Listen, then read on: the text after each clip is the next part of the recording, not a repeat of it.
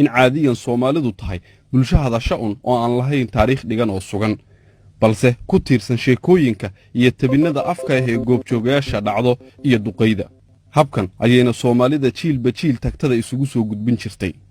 taas oo keenta in hal dhacdo siyaabo kala duwan ay ku soo gaarto maadaama sheekadu ay yeelanayso shakhsiyadda tabiyaha iyo marxaladaha ku gadaaman kan loo sheegayo waxaana taas tusaale xoogan u ah sheekadan Xaawo Taako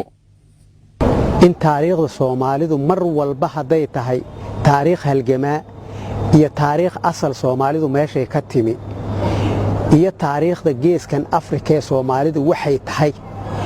in mar walba laga murmo ama laga doodo ama hadalka isku khilaafo waxaan isleeyahay anu laba waxyaabood ba u sabab ah labada waxyaabood u sabab waxa weeyaan midda koowaad waxa weeyaan waxa dalkan taariikhda ka qoray dad shisheeye ah Soomaalidu taariikhda may qorin haday tahay dad cadaan oo af Ingiriisi wax ku qoray ama dad Carab ah dad shisheeye wax ka qoray iyo midda labaad ee ah Soomaalidu afkeeda wuu dhow yahay xilligii la qoray 1972 afka Soomaaliga la qoray Soomaalida ka hor af ma lahayn ay wax ku qorto ama Talyaani bay ku qoran jirtay ama Ingiriis bay ku qoran jirtay ama Carabi ayaa wax lagu qori jiray hadduu afku jiri lahaa dadkii xilliga jireen waxbay ku qori lahaayeen waqti ku siman 1922 dadka ku dhaqan deegaankan oo xoolo dhaqata beeraley ah waxaa ka soo baxday gabadh ka mid noqotay shakhsiyaadka taariikhda galay ee magacooda uusan marnaba ka bixin maanka ummadda Soomaaliyeed ee ku dhaqan gobolkan Geeska Afrika deegaankan oo lagu magacaabo Farda dhacana degmada Qabri Bayax ee gobolka Faafan ee dawladda deegaanka Soomaalida wuxuu caan ku yahay inay ku dhasheen dad fara badan oo horseed u ahaa halganadii goobnimo doonka ahaa ee lagu doonayay helista bulsho Soomaaliyeed oo ka madax bannaan isticmaar iyo sidoo kale suugaanyahano afka hooyo murti dhaxalgala ku soo kordhiyay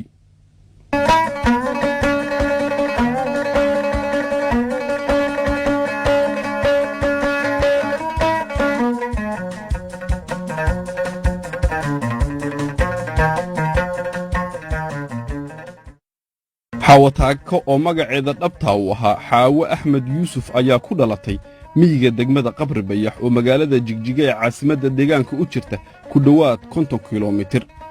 sida uu inoo sheegay Abwaan Badel Cabdullaahi Geelayare oo ka mid ah xafiiska dhaqanka iyo dalxiiska ee dawladda deegaanka Soomaalida kana mid ahaa ashxaas 5 sano ka hor isku dayday daraasad raadraaca inay ku sameeyaan taariikh nololeedkii Xaawo Taako waxay ahayd iyada iyo reerkeeduba waxay ahaayeen xoolo beeraley xoolo dhaqato beeraley bay ahaayeen beertoodii halkaasay hadda ku taallaa reerkii qaybtii ka hadhay halkaasay weli sii degan tahay raadkeedii uu ka muuqdaa iyada oo yar marka ayuu aabbaheed dhintay agoon bay noqotay iyadii wiil kor uga weynaayo walaal ahaayeenoo Cabdiraxmaan la yidhaahday hooyadood la soo baxday magaaladay la timi Xaawo waxay gashay ururkii SYL la oran jiray qayb ka horeysay oo dhalinyaro ah oo la oran jiray horseed markii dambena SYL isu bedeshay oo yar bay markaa oo abaabul siyaasadeed uu galay iyay markiiba la qabsatay kadibna ururkii SYL bay si dhaqso ugu beertay halgankeediina halkan Jigjigay ka bilowday halganku markuu ku adkaaday ay muddo wadeen ayay baxday Xaawo waa la target garaystay ama bartilmaameed bay iyadu si gooniya looga dhigtay in la dilo marka way carartay waxay tagtay Soomaaliya ayay u gudubtay Hargeysana way martay bay yiraahdaan taariikhdu mar bay tagtay laakiin markii ugu dambeysay Xamar bay tagtay Cabdiqaadir Nuur Xuseen Maax gudoomiyaha Akadeemiyada Cilmiga Fanka iyo Suugaanta oo ku booqanay xafiiskiisa magaalada Muqdisho ayaa ugu horeyn aanu hor dhignay jiritaanka madmadowga hareeyay iyo haybta Xaawo Taako waxa uu ka og yahay anigu waxaan aaminsanahay dadka aaminsan baan ku jira Xaawo Taako way jirtay inay tahay inan noolayd 1940 noolayd inay tahay halgankii SYL ku jirto dhulka galbeedka ka timid markii hore oo xafiisyadii SYL mid ka mid ah halkaan joogi jiray markii dambe halkan u soo wareegto loo gacanaatiyo dumarka ay yiraahdeen meesha gobonimadu ay ka dhowdahay ama xooga maanta uga baahan tahay ficilada waa halkan isugu kaalaya oo magaalada madaxdii ahayd anigu siyaasaan aaminsanahay marka Xaawo Taako marka laba waxyaaboodba looma ilaawo oo taariikhdu way ugu jirtaa mana loo ilaawi karo dadka raba inay u ilaawaan ama ay yidhaahdaan hadal ay ka keenaanna u socon mayso waxaan u malayn inayn dhaqan gelaynin labada waxyaabood waxay kala yihiin horta waa koowo marka la tirinayo dadkii gobonnimada u soo halgamay haween bay u tahay iyadoo way ku jirtaa oo marka la tirinayo dadka halgankii laga soo bilaabay Axmed Gurey ilaa halka la keenay SYL xornimadii dhalisay waxa weeyaan halgan marka la tirinayo qofkii dumar ay ku jiray way dumar badan baa ku jira laakiin iyada la magac dhaba waa midda labaad ee waa astaan dumarka Soomaaliyeed ay ku hirtaan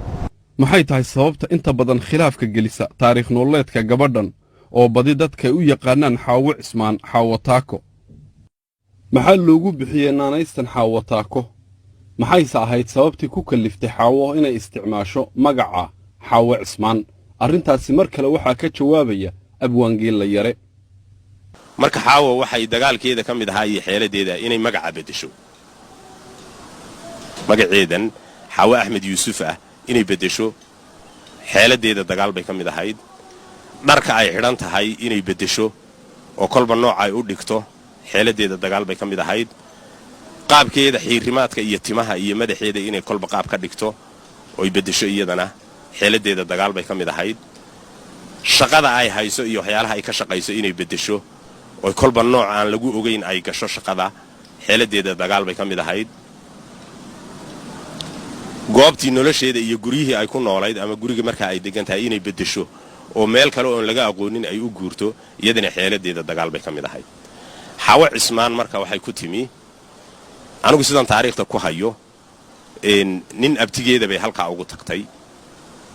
oo abtigeedii marka abtigeed adeera aabe hooyadeed in adeerkeed ah ugu dhawaabay halka ugu tagtay dadkii ay ku degtay ay la joogaysay buu ka mid ahaa marka magacaasay qaadatay oo sheegatay oo Xaawo Cismaan sidaas iyadu ay ku qaadatay iyadoo xeel ah laakiin oo xeesha dagaalka ka mid ah waxay sheekadu leedahay laba nooc laakiin mid bay u badan tahay sheekada koobaad waxay leedahay baabuurkii oo jidadku ay aad u xumaayeen baa dhexda markay sii marayaan dalcad dheer fuulay laamina ma jirin markuu dalcadii fuulay buu baabuurkii quwad jabay isagoo muddo dalcadii markuu ku taagnaa baabuurkii uu quwad jabay dib uu tartaray dib uu u noqday marka Xaawo waxay ahayd qof firfircoon oo halgankana soo martay aad u firfircoon oo fudud bay ahayd baabuurkii bay ka booday marka baabuurkii dib u dhacay dib u siqaya oo malkadii dib uga dhacaya ayay ka booday waxay qaaday dhagax weyn hoostay u gelisay marka ninbaa wuxuu yiri war maxay samaysay gabadhu